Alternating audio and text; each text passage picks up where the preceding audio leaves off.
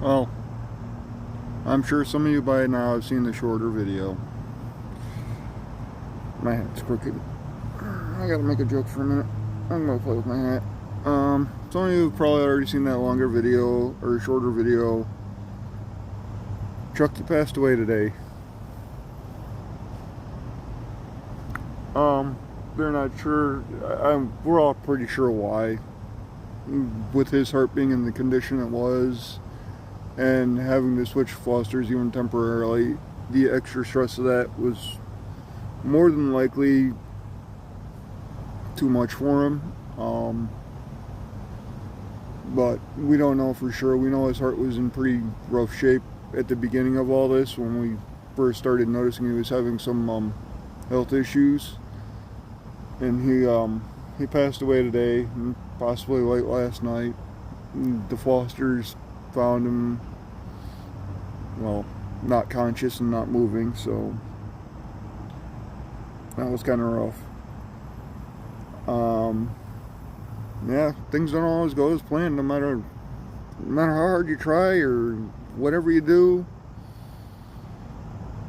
Things don't always go as planned, and this is unfortunately the hard part of being part of a rescue, being on the board of directors and being directly in contact with all this.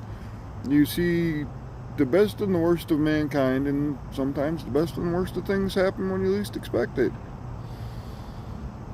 And Chucky was a whole 8 days away from his surgery.